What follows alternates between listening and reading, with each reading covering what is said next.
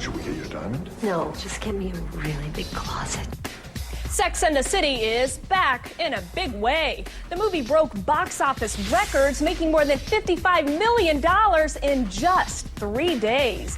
Welcome back to Showbiz Tonight, TV's most provocative entertainment news show. I'm Brooke Anderson in Hollywood. Tonight, the power of sex. Sex and the City, the movie, did exactly what it set out to do, and then some, proving once and for all that women rule. The movie created arguably the biggest box office social event of the year.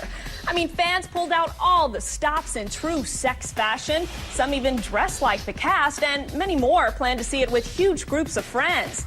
Now, Showbiz Tonight has got to ask, how did they do it? And can this phenomenon keep the fire burning for a sequel? With us tonight from Hollywood, extra correspondent Tanika Ray, also in Hollywood, Kim Seraphin, senior editor for In Touch Weekly. Kim, Tanika, welcome to you both. And hey, we're hearing stories that women were showing up at the movie theaters dressed to the nines with Cosmos in hand. I got to ask, Tanika, why the mania? Because it really has been mania. Well, you're asking the right person. I've been predicting this since the show went off the air. I said, and I actually take a partial credit for the movie coming out. I've been begging and praying really, really hard, and I told SJP 5 years ago, please make a movie. Everybody wants it. It's the only thing out there for us. We women have nothing else that really speaks to us on such a visceral level. So I knew this movie was going to be huge. Actually, I'm surprised it didn't make $100 million. But this is the thing. Women have to get a babysitter, get their husbands, distract them with the baseball or football game. So I understand why the numbers are 55. I really do think it's going to get higher and higher because I am going to go see it again tonight. And did you go with the Cosmo in hand? Did you go with the Cosmo in hand, Miss Tanika Ray? It was the press screening in a flask in my purse. You are so funny. Well, I'm glad you enjoyed yourself. And you know, Showbiz Tonight caught up with Sarah Jessica Parker at the MTV Movie Awards and found out what she thought of the movie's box office success. Listen to this. We feel lucky. We never dreamed of this. We felt very privileged to make the movie, so this is beyond our wildest dreams. Yeah, they are overjoyed by the success, but should anyone really be surprised here? Because this was, as Tanika mentioned, a successful sitcom with millions of fans. Kim, wouldn't it make sense that it would do this well at the theaters? Definitely. I'm with Tanika. I always knew this was going to be a huge success, but it's true when you read, I think, the Variety article today, it says, you know, film executives, studio executives were mystified by this $55 million performance because there were a lot of predictions. Oh, men are not going to see it. Oh, it's only the rabid fan base that's going to go see it. I knew this would be a cultural hit. I mean, if you think about how many things, you just talked about Cosmos. I mean, how many things became popular because of this series?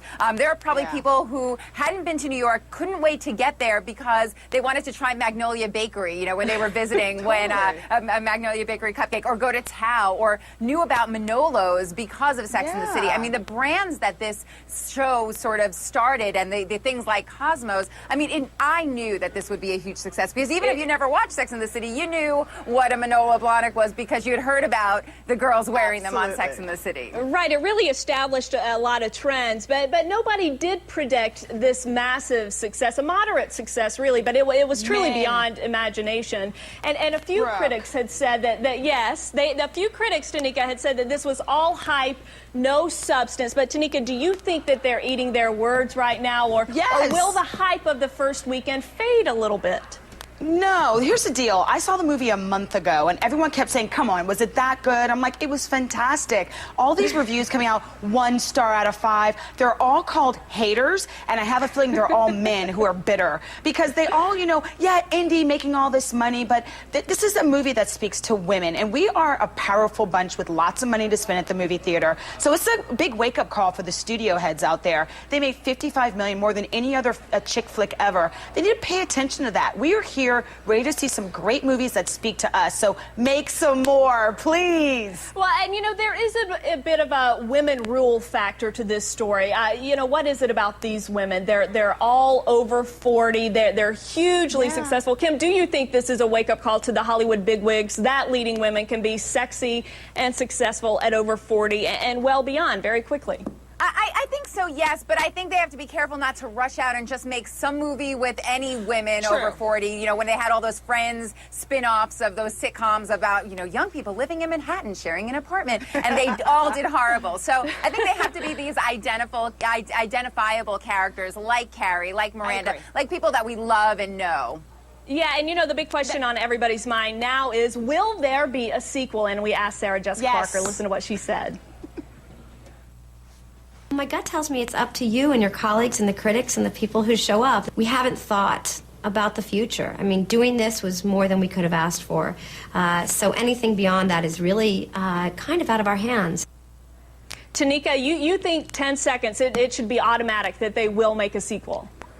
Absolutely, and I've been asking them this since the junket a month ago, and I said I made them all commit to me verbally that they would do it, and they're all in. So I think we're going to have a sequel. 2, 3, 4, 5, 6, 7. I'll be there with Cosmo in hand, honey. All because of you. Thank you, dear. Tanika Ray and Kim Seraphin, good to see you both.